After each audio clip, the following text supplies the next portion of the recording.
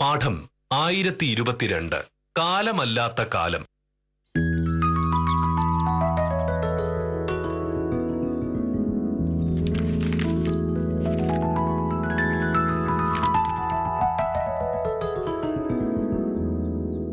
Petrol diesel വില ഇനിയും കൂടിയേക്കുമെന്ന അഭ്യൂഹം. നിത്യോപയോഗ സാധനങ്ങളുടെ വില ഉയരാനും സാധ്യത. കൊള്ളാം. ഇങ്ങനെ സത്യസന്ധരായ മനുഷ്യർക്ക് ജീവിക്കാൻ പറ്റാതെ ആകും. എന്താണ്? സാധനങ്ങളുടെയൊക്കെ വില ഇനിയും കൂടാൻ സാധ്യതയുണ്ടെന്ന്. ചെലവുകൾ ഇനിയും ചുരുക്കേണ്ടി വരുമല്ലോ ഭാമേ. ഇനി എന്ത് ചുരുക്കാൻ? ഇനി ചുരുക്കുന്നതിനെക്കാട്ടിലും നല്ലത് സന്യസിക്കാൻ പോകുന്നത്. അതാകുമ്പോ വീടിന്റെ വാടക കൊടുക്കണ്ട, വില കൂടി ഉടുപ്പ് വേണ്ട, ഭക്ഷണം ഒരു നേരമാക്കാം. എന്തെങ്കിലും പറയുമ്പോൾ കളിയാക്കാൻ വരികയല്ല വേണ്ടത്, പറയുന്നതിൽ കഴമ്പുണ്ടോ എന്ന് നോക്കണം. ഈ ചായക്ക് ഇപ്പൊ എത്ര രൂപ ചെലവായിട്ടുണ്ടാവും? അങ്ങനെ ചോദിച്ചാ 3 രൂപയുടെ പാൽ, 1 രൂപയുടെ പഞ്ചസാര, 1 രൂപയുടെ തേയിലപ്പൊടി, എല്ലാം കൂടി 5 രൂപ. പാൽ ഒഴിച്ചിട്ടുള്ള ചായ വേണ്ട എന്ന് വെച്ചാൽ 3 രൂപ ലാഭിക്കും. ഒരു ദിവസം ഞാൻ 3 ചായയും നീ 2 ചായയുമാണ് കുടിക്കുന്നത്. ആകെ ഒരു ദിവസം 5 ചായ. 3 രൂപ വെച്ച് 15 രൂപ ഒരു ദിവസം നമുക്ക് ലാഭിക്കാം. ഒരു മാസമാകുമ്പോൾ 450 രൂപ. കൊള്ളാം. അക്കൂട്ടത്തിൽ പഞ്ചസാര കൂടി ഒഴിവാക്കിയിട്ടുണ്ടെങ്കിൽ ഒരു ദിവസം 5 ചായക്ക് 5 രൂപ ലാഭിക്കാം. ഒരു മാസമാകുമ്പോ 150 രൂപ. എങ്ങനെയുണ്ട്? അത്രയായി കഴിഞ്ഞിട്ടുണ്ടെങ്കിൽ പിന്നെ ഈ ചായപ്പൊടി തന്നെ നമുക്ക് അങ്ങ് ഒഴിവാക്കാം. ആ വഴിക്ക് ലാഭിക്കാം ഒരു 150 രൂപ. എല്ലാ ദിവസവും ചായ ഒഴിവാക്കി പച്ചവെള്ളം മാത്രം കുടിക്കുന്നത് കൊണ്ട് ആരോഗ്യം നന്നാവും. ഞാൻ പോയി ഫോൺ എടുത്തിട്ട് വന്നിട്ട് ബാക്കി പറയാട്ടാ. പിടിച്ചോ പിടിച്ചോ വായിച്ചോ. അഹങ്കാരി.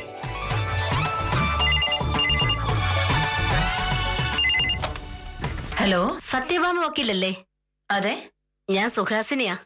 സുഹാസിനി മനസ്സിലായില്ലേ? നടുമുറ്റത്തെ സദാശിവന്റെ.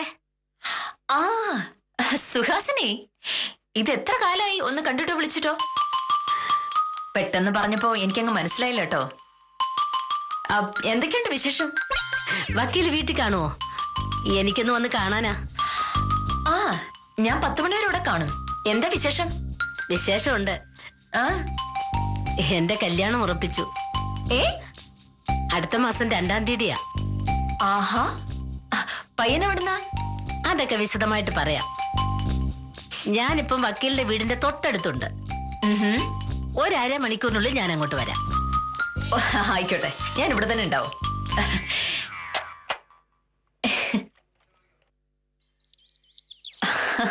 മോഹനേട്ടാ, വിളിച്ചാരാണെന്നറിയാമോ? ഞാൻ കണിയാനല്ല, വില്ലേജ് ഓഫീസറാണ്. ഓ, സാധാരണ ഈ ലോകത്ത് നടക്കുന്ന സകല കാര്യങ്ങളെ കുറിച്ച് ഊഹിച്ച് പറയാറുള്ള ആളല്ലേ, അതുകൊണ്ട് ചോദിച്ചതേ ഉള്ളൂ. എനിക്ക് ആവശ്യമുള്ള കാര്യങ്ങൾ മാത്രമേ ഞാൻ ഊഹിക്കാറുള്ളൂ. ശരി, അത് പോട്ടെ. എന്നെ വിളിച്ചത് സുഹാസിനിയാണ്. ഏത് സുഹാസിനി? KSRTCയിലെ ഗോവിന്ദൻകുട്ടിയുടെ പഴയ ഭാര്യ സുഹാസിനി. അവരുടെ ഡൈവേഴ്സ് കേസ് ഞാൻ ഏറ്റുവെന്ന് പറഞ്ഞ് മോഹനേട്ടൻ എന്തുമാത്രം വഴക്കുണ്ടാക്കിയത് ഇവിടെ കിടന്ന്. എന്തായാലും ഞാൻ അന്നത് ചെയ്തുകൊണ്ട് 2 പേർക്ക് സ്വസ്ഥമായിട്ട് പിരിയാൻ പറ്റി. നീ എന്തൊക്കെ പറഞ്ഞാലും അന്ന് നീ പറഞ്ഞതിനോട് എനിക്ക് ഒരു യോജിപ്പുമില്ല. വിവാഹമോചനം വേണമെന്ന് പറഞ്ഞ് ഗോവിന്ദൻകുട്ടിയും സുഹാസിനിയും വന്നപ്പോൾ നീ അവരെ കാര്യങ്ങൾ പറഞ്ഞു മനസ്സിലാക്കി പിന്തിരിപ്പിക്കുകയായിരുന്നു വേണ്ടിയിരുന്നത്.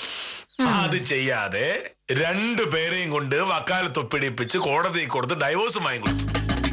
ഭയങ്കര മോശമായി. എന്ത് മോശം മോനേട്ടാ?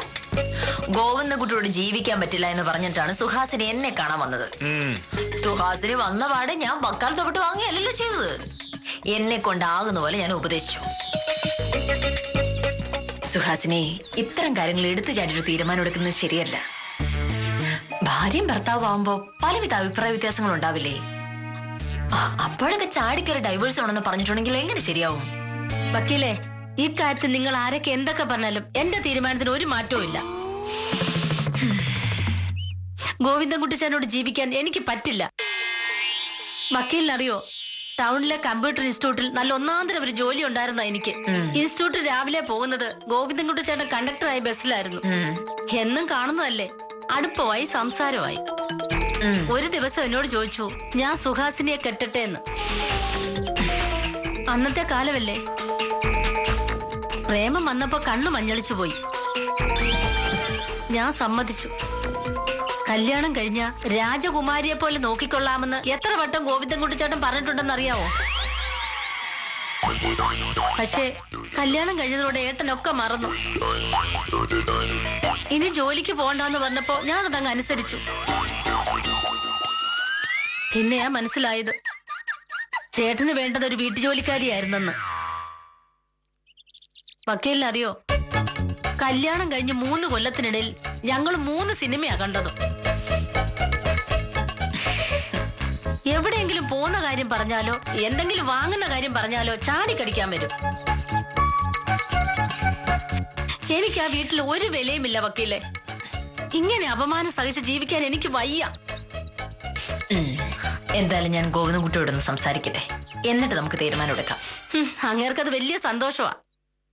ഒരു ദിവസം 2 പ്രാവശ്യമെങ്കിലും പറയും നിന്നെ കെട്ടിയത് തെറ്റായി പോയെന്ന്. ഡിവോഴ്സ് വേണമെങ്കിൽ പറഞ്ഞാ മതി, അപ്പൊ ഒപ്പിട്ട് തന്നേക്കാന്ന് ഇന്നലെയും കൂടെ പറഞ്ഞു. വക്കീലിനറിയോ, ആ ബസ്സിലെ വേറെ ഏതോ ഒരു പെണ്ണുമായിട്ട് ഗോവിന്ദൻകുട്ടി ചേട്ടൻ പ്രേമത്തിലാ. അതാ എന്നോടിപ്പോ സ്നേഹമില്ലാത്തത്. അവളെ കെട്ടി സുഖമായിട്ട് ജീവിച്ചോട്ടെ, എന്നെ എന്റെ പാട്ടിന് വിട്ടാ മതി. ശരി, നമുക്ക് ആലോചിച്ച് തീരുമാനം എടുക്കാം. ആലോചിക്കാനൊന്നുമില്ല. ഇനി ഗോവിന്ദൻകുട്ടി ചേട്ടനോട് ജീവിക്കേണ്ടി വന്നാ ഞാൻ കെട്ടിത്തൂങ്ങി ചാവും, നോക്കിക്കോ.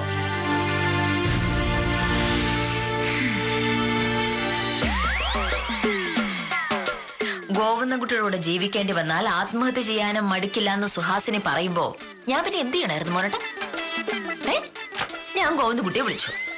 അപ്പൊ അയാൾക്കും വേണ്ട ആ ബന്ധം. അവർക്ക് 2 പേർക്കും വേണ്ടാത്തൊരു ബന്ധത്തിന് വേണ്ടി ഞാനിതിനെ ചുമ്മാ വായിച്ചു പിടിക്കുന്നത്. വീട്ടിൽ ഭർത്താവും ഭാര്യയും തമ്മിൽ ചെറിയ ചെറിയ അഭിപ്രായ വ്യത്യാസങ്ങൾ ഉണ്ടാകുമ്പോൾ തന്നെ ഡൈവോഴ്സിന് പോയാൽ അതിനെ നേരം കാണും. അപ്പോഴത്തെ ദേഷ്യത്തിൽ ഡൈവോഴ്സ് എന്നൊക്കെ പറയും. പക്ഷേ പിരിഞ്ഞു കഴിയുമ്പോഴാണ് അതിന്റെ പ്രയാസം മനസ്സിലാവുന്നത്. പിന്നീടുള്ള കാലം മുഴുവൻ ഒറ്റയ്ക്ക് ജീവിക്കേണ്ടി വരും. എന്തിന്? ഒരിക്കൽ വിവാഹമോചനം നേടിയവർ പിന്നെ കല്യാണം കഴിക്കാൻ പാടില്ല എന്ന് നിയമമൊന്നുമില്ലല്ലോ. ഭർത്താവിനോട് പിണങ്ങി ബന്ധം വേർപെടുത്തിയ സ്ത്രീ പിന്നെ വേറെ ആരാ കല്യാണം കഴിക്കാൻ പോകുന്നത്? അതിനൊന്നും ഒരു പ്രയാസമില്ല എന്റെ മോനട്ടാ. സുഹാസിനി ഇപ്പൊ വിളിച്ചത് അവളുടെ കല്യാണം ഉറപ്പിച്ച കാര്യം പറയാം. ഞെട്ടി. സുഹാസിനിയുടെ കല്യാണം നിശ്ചയിച്ചു. അടുത്ത മാസം 2-ാം തീയതി. കല്യാണം വിളിക്കാനായി സുഹാസിനി അരമണിക്കൂറിനുള്ളിൽ ഇങ്ങോട്ട് വരും. ഇപ്പം മനസ്സിലായോ? മുരടന്മാരായ ഭർത്താക്കന്മാരെ കളഞ്ഞിട്ട് പോയാലും പെണ്ണുങ്ങൾക്ക് വേറെ ഭർത്താവിനെ കിട്ടുമെന്ന്. അങ്ങേപ്പോലുള്ള ആളുകൾ ഒന്ന് പ്രത്യേകം സൂക്ഷിക്കുന്നത് നല്ലതാണ്.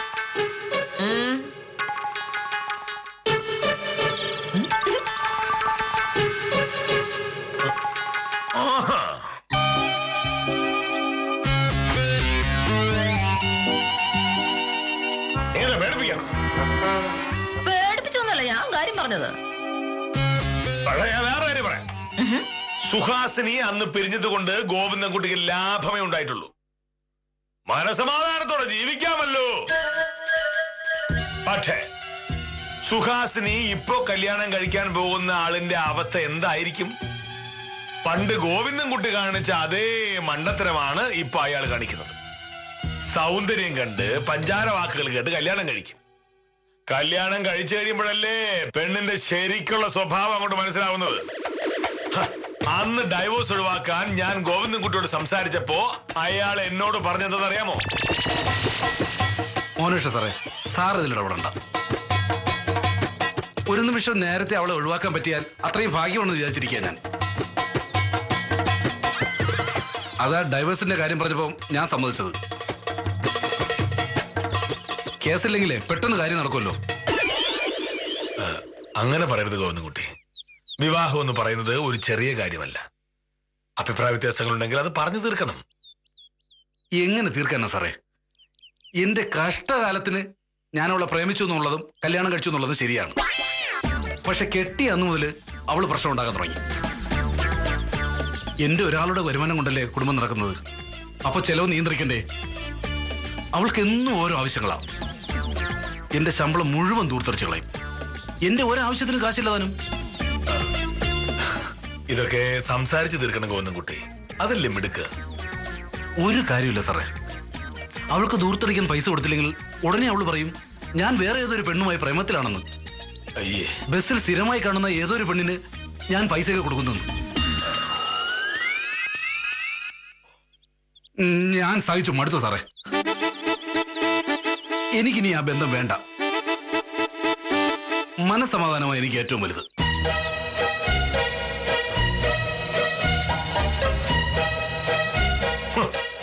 ഭർത്താവ് കഷ്ടപ്പെട്ട് ജോലി ചെയ്ത് സമ്പാദിക്കുന്ന പണം മുഴുവൻ ധൂർത്തടിക്കുന്ന ഒരു ഭാര്യ. ഓരോരുത്തരും ഒടുക്കത്തെ സംശയവും. ബസ്സിൽ യാത്ര ചെയ്യുന്ന വേറെ ഏതോ പെണ്ണുമായിട്ട് ഗോവിന്ദൻകുട്ടിക്ക് ബന്ധമുണ്ടെന്നും പറഞ്ഞ് എന്തുമാത്രം വഴക്കാ സുഹാസിന് ഉണ്ടാക്കിയത് നിനക്കറിയാമോ? എന്തായാലും സുഹാസിനിക്ക് വേറെ കല്യാണം ഉറപ്പിച്ചു. ഗോവിന്ദൻകുട്ടിയുടെ കാര്യം ഒരുവിധപ്പെട്ട ഒരു പെണ്ണും അങ്ങനെ ഒരുത്തനെ കെട്ടാൻ തയ്യാറാവില്ല. സത്യം പറഞ്ഞ സുഹാസിനെ വിളിച്ചതോടെ എനിക്കൊരു കാര്യത്തിൽ ആശ്വാസമായി. എന്താ? മുഷ്കന്മാരായ ഭർത്താക്കന്മാരെ പേടിച്ച് സ്വന്തം കാര്യം നോക്കുന്നതിൽ ഒരു പ്രശ്നവും ഇല്ല എന്ന്. ഏതാ പറഞ്ഞിരുന്നേ? ഞാൻ വെറുതെ ഒരു ലോകതത്വം പറഞ്ഞേ ഉള്ളേ. മോഹനയുടെ പേടിക്കണ്ട. സുഹാസിന് ചെയ്ത പോലൊന്നും ചെയ്യാൻ തൽക്കാലം ഞാൻ തീരുമാനം എടുത്തിട്ടില്ല. പക്ഷേ അങ്ങനെ ഒരു തീരുമാനം ഒരിക്കലും എടുക്കില്ല എന്ന് പറയാനും പറ്റില്ല. സാറേ,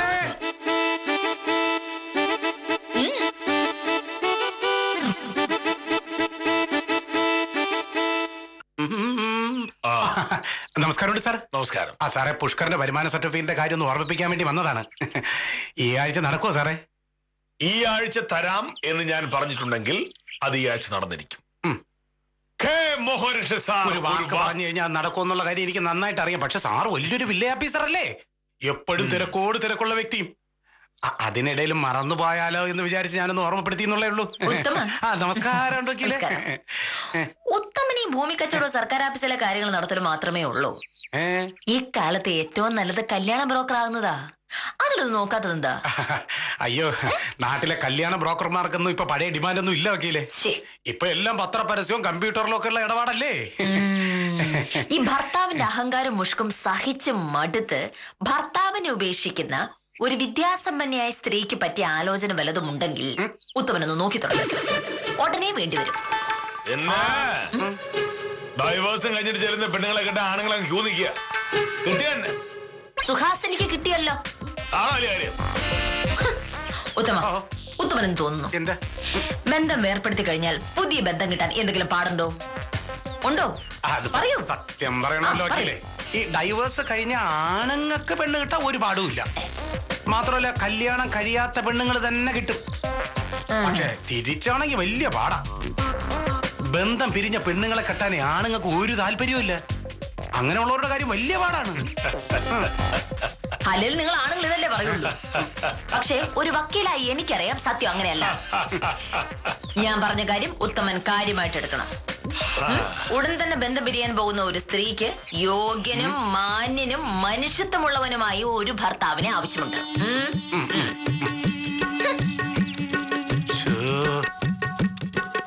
സാറേ, വക്കീൽ ആരുടെ കാര്യം ഇപ്പൊ പറഞ്ഞത്? അവരുടെ അമ്മുമ്മ 10-20 കൊല്ലം മുമ്പ് ചത്തു. അവരെ ഒരു കല്യാണം കഴിപ്പിച്ചാലോ എന്ന് ആലോചിച്ചോണ്ടിരിക്കാം. വക്കീലിന്റെ അമ്മുമ്മയ്ക്ക് ചുമ്മായിരിക്കും.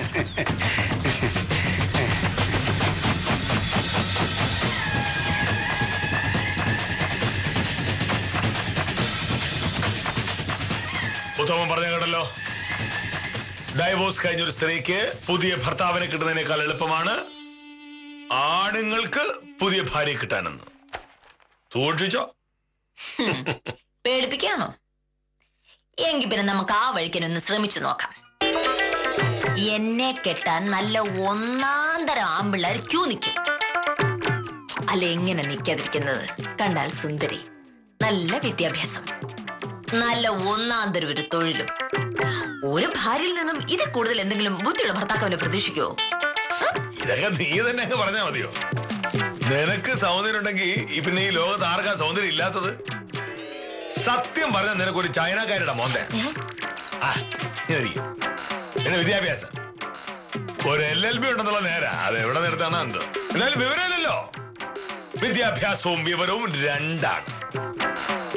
തൊഴിലാരാണ് ഇവരെ പറയാൻ വേണ്ട. മാസത്തിൽ 1 കേസോ 2 കേസോ വന്നാ വന്ന്. അതിന്റെ ഫീസ് കിട്ടിയാ കിട്ടി. കിട്ടിയാ തന്നെ എത്ര കിട്ടാനാ? പോടെ. സുഹാസിനുടെയും ഗോവിന്ദൻകുട്ടിയുടെ കേസിൽ എനിക്ക് എത്ര രൂപ കിട്ടി? 10 രൂപ. അത് മോനിട്ട് അറിയേണ്ട 100 കാര്യമില്ല. രൂപ. എന്തായാലും ഒന്നും കിട്ടില്ലെന്ന് ഉറപ്പാ. ഞാൻ മോഹനേട്ടനെ കളഞ്ഞിട്ട് പോയാൽ പിന്നെ ഒരു പെണ്ണ് കിട്ടണമെങ്കിൽ മോഹനേട്ടൻ ഇന്ത്യക്ക് പുറത്തു പോകേണ്ടി വരും. മോഹനേട്ടനെ പറ്റി കേട്ടിട്ടുള്ള ഒരു പെണ്ണും ജീവനിൽ കൊതിയുണ്ടെങ്കിൽ പിന്നെ ഈ വഴിക്ക് വരില്ല. അല്ലെങ്കിൽ ഈ പെണ്ണിടുന്ന പരിപാടിക്ക് പോയിരിക്കാൻ നല്ലത്. പണ്ട് ഗോവിന്ദൻകുട്ടിയുടെ ജീവിതം ഒരു വഴിക്കാക്കിയ സുഹാസിനി ഇനി കല്യാണം കഴിച്ചാൽ അത് തന്നെ സംഭവിക്കും. നീ നോക്കിയോ, ഈ കല്യാണവും 1 കൊല്ലത്തിനകം തല്ലി പിരിഞ്ഞ് പാളി തയ്പോവും. പിന്നെ വേറെ കാര്യമുണ്ട്, നിനക്ക് തന്നെ അടുത്ത കേസാവും. ചുരുക്കി പറഞ്ഞാൽ സുഹാസിനിയുടെ 2ാം കെട്ട് കൊണ്ട് ലാഭം ഉണ്ടാകുന്നത് അഡ്വക്കേറ്റ് സത്യഭാമയ്ക്ക് മാത്രമാണ്. സുഹാസിനെ ആയിരിക്കും അവൾ വന്നത് കല്യാണം വിളിക്കാന്. വെറുതെ അവളുടെ മുന്നിൽ വെച്ച് ആവശ്യമില്ലാത്ത കാര്യം പറഞ്ഞുകൊണ്ട് വരരുത്. പറഞ്ഞാ ആരോട് പറയാനാ?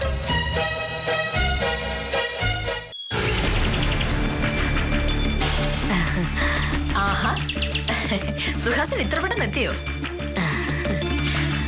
മോഹനേട്ടാ, ഇതാരാ വന്നിരിക്കുന്നത് നോക്കി.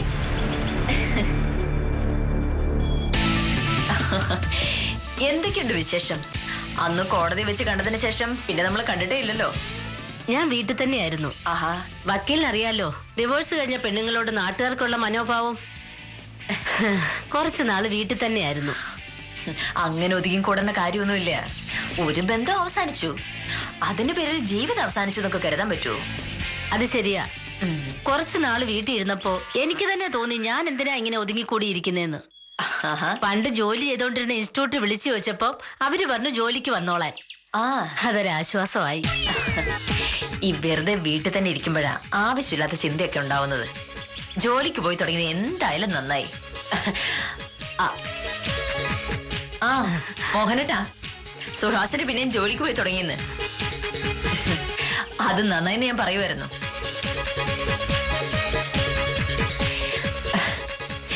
ഉള്ള കാര്യം പറയാലോ സുഹാസിനെ, ഇക്കാലത്ത് സ്വന്തം കാലിൽ നിൽക്കുക എന്നുള്ളതാണ് ഏറ്റവും പ്രധാനം. ജോലിയും വരുമാനവും ഒക്കെ ഉണ്ടെങ്കിലേ പെണ്ണുങ്ങൾക്ക് വീട്ടിലായാലും നാട്ടിലായാലും വരെ ഉണ്ടാവുള്ളൂ. അല്ലെ മോഹനേട്ടാ? എനിക്കറിയില്ല. പിന്നെ പുതിയ കല്യാണത്തിന് മുന്നേ ഞാനൊരു ഉപദേശം തരാം. ഇത്തവണ ഭർത്താവിന്റെ വാക്ക് കേട്ട് ഉള്ള ജോലി കളയരുത്. ജോലി ഉണ്ടായിട്ട് തന്നെ പലർക്കും ഇവിടെ പിടിച്ചേക്കാൻ പറ്റുന്നില്ല. അപ്പൊ പിന്നെ ജോലി ഇല്ലെങ്കിലുള്ളൊരു അവസ്ഥ എന്താവും?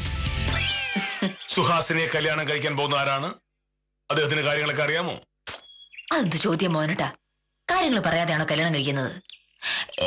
എല്ലാം അറിയാവുന്ന ആളാ സാറേ. അടുത്ത മാസം 2-ാം തീയതിയാ കല്യാണം. കാർഡ് ഞാൻ പോസ്റ്റ് ചെയ്തിട്ടുണ്ട്. എന്നാലും നിങ്ങളോട് നേരിട്ട് വിവരം പറയണമല്ലോ. പിന്നെ എനിക്ക് ഇതിലെ പോകേണ്ട ഒരു ആവശ്യമാണ്. സുഹാസിനെ കല്യാണം കഴിക്കാൻ പോകുന്ന ആളുടെ പേരെന്താണ്? ജോലി വല്ലതുമുണ്ടോ? അദ്ദേഹവും ഇതിനു മുമ്പ് കല്യാണം കഴിച്ച ആളാണോ? അല്ലെങ്കിൽ എല്ലാം അറിയണമല്ലോ. കല്യാണം കഴിഞ്ഞ് ഇവർ തമ്മിൽ എന്തെങ്കിലും പ്രശ്നം ഉണ്ടായാൽ അപ്പോഴും നിന്നെ കാണാൻ വരുമല്ലോ. അതുകൊണ്ട് ചോദിച്ചു പോയതാ. കല്യാണം കഴിക്കാൻ പോകുന്ന ആളെ സാർ അറിയും. എന്റെ കൂടെ ആള് വന്നിട്ടുണ്ട്. ചേട്ടാ,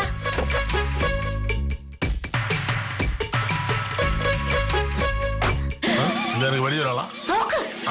ഗോവിന്ദൻകുട്ടിയല്ലേ? ഗോവിന്ദൻകുട്ടി.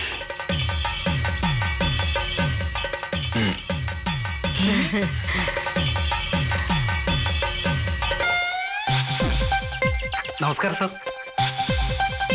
സാറിന് ഞാൻ വില്ലേജ് ഓഫീസിൽ വന്ന് കാണാനിരിക്കായിരുന്നു. ഇതെന്താ സുഹാസിനെ? ഞാൻ പറഞ്ഞില്ലേ വക്കീലെ, വീട്ടിൽ ഇരുന്ന് മടുത്തപ്പോ ഞാൻ പിന്നെ ജോലിക്ക് പോയി തുടങ്ങി. ഞാൻ സ്ഥിരം പോകുന്ന ബസ്സിലെ കണ്ടക്ടറായിരുന്നു ഗോവിന്ദൻകുട്ടി ചേട്ടൻ. ആദ്യത്തെ ദിവസം ഞങ്ങളൊന്നും മിണ്ടിയില്ല. പിന്നൊരു ദിവസം ഗോവിന്ദൻകുട്ടി ചേട്ടൻ എന്നെ നോക്കി ചിരിച്ചു, ഞാനും ചിരിച്ചു.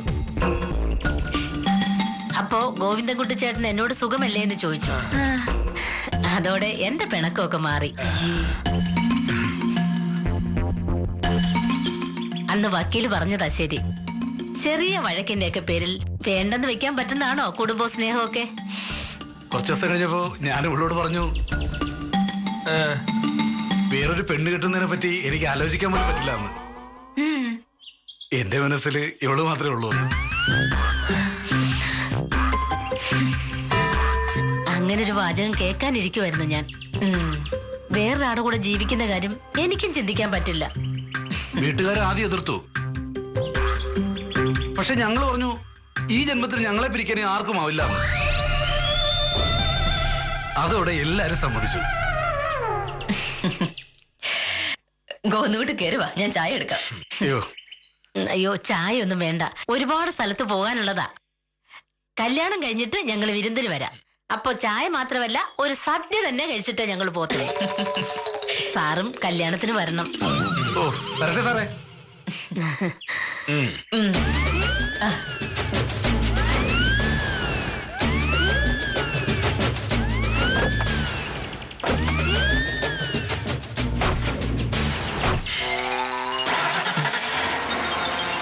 എന്താ നോക്കണേ? ഒരു കാര്യം എനിക്ക് ഉറപ്പായി മോനട്ടാ,